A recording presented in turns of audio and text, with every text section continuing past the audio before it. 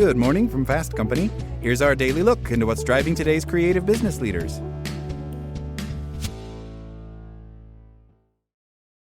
Throughout my career as a founder and CEO, I've always prioritized mentoring and advising young professionals, providing them with the tools they need to break into a new industry successfully. Whether they are looking for their next role or are entry-level employees, my conversations with them are typically centered on the desire to find new ways to unlock their potential while at the same time navigating challenges like imposter syndrome that can be discouraging. Finding your own potential and career path and recognizing that managing it is your responsibility and yours alone is crucial. So how do you unlock your potential when you're just starting out? Below are some ways to help with your journey. Work is work. The most important thing to remember is that work is work. It's not camp or a time to slack off. Your coworkers are not your friends or family. They are business associates. Never disclose too much about your personal life to strangers who you really don't know. Work is nothing like the environment you've grown up with. You weren't hired to be babysat, coddled, or even micromanaged. Workers expecting this type of treatment never have successful futures. Too many people don't take ownership of their story throughout their careers and don't realize they can make the necessary changes to achieve their potential or better their situation. So when your boss gives you feedback on how to improve, don't get defensive.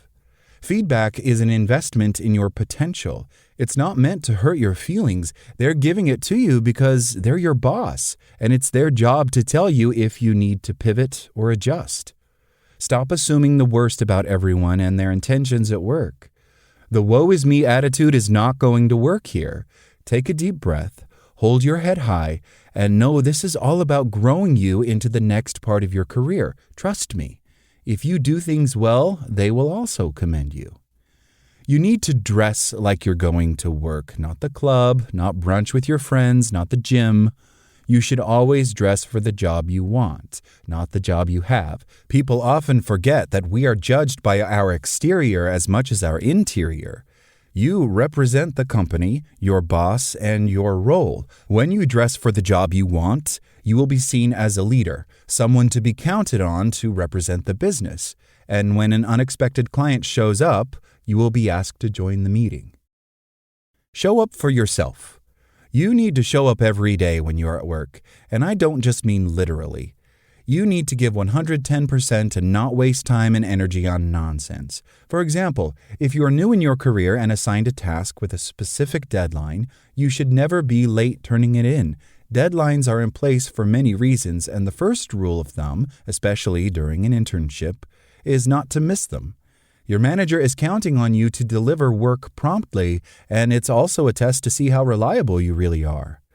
Another example, if your company's office hours begin at 9:30 a.m., be there at 9 a.m. And you should never be the first person out the door unless you have a prior commitment. You can use this extra time to work on assigned tasks or things that you hope to be doing more of but aren't just yet. This is when you start to discover where your passions and potential lie.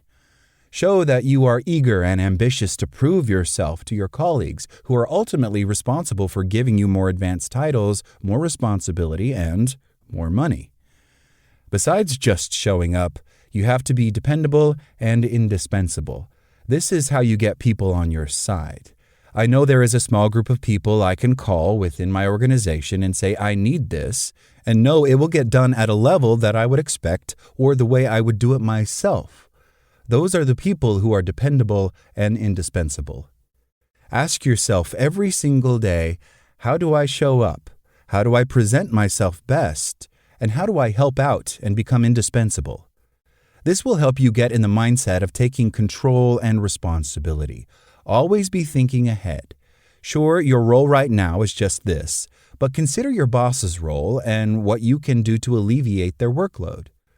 Every organization needs passengers. You need a lot of people doing things, but few drivers control the business. So don't be afraid to speak up. The employees who say, "What if?" or "Maybe we could," are the people who leapfrog ahead in their careers. They are innovative and excel at critical tasks. They want to take things to the next level. Be persistent in offering help to your supervisors. When I was starting out, I was adamant about joining every meeting with my boss and sitting in the back and taking copious notes of everything. Within those notes, you can start to make recommendations and offer suggestions. When you do this, you become more important in an organization. We're all going to have professional and personal failures. If you're afraid to fail or make a mistake at work, you will never grow and reach your full potential. Before you know it, years will go by, and you'll probably be in the same place. Work is the place to develop and absorb new skills. Always fail forward. Trying something new for the first time and taking risks will help you learn the most and become more successful and resilient. You can only do this if you did something wrong and now know how to improve the next time. It's important to identify weaknesses at work. You can always work to strengthen those areas. Wake up every day and understand it is a new day and you get another chance. When I was junior in my career, I kept a notebook and wrote down all the missed opportunities at work. I would study this to be sure I would be ready for the next time. This type of initiative takes time, humility, and a willingness to confront weaknesses, fears, and blind spots we would rather ignore. But I never cease to be impressed by the capacity of people to change and improve once they recognize their shortcomings as well as their strengths. When you enter the workforce, you must never compare yourself to others. Just don't. You can admire them, but recognizing every person is unique and has a different perspective that sets them apart is what you should home in on. I made this mistake early in my career by comparing myself to someone just because we were at the same level. I failed to realize we had different thought processes, pluses and minuses. Move away from taking on the views of your peers at work, as this can lead you in a direction you don't want to go. Focus on being yourself and you'll go far. I've seen many people come and go in the workplace, those who have made names for themselves and those who never met their potential because they played it too safe. You have the opportunity to take the wheel in your career. It starts with believing that you can. It's often difficult to spot your potential in the beginning, but with time and effort, it'll be clear as day. SpokenLayer.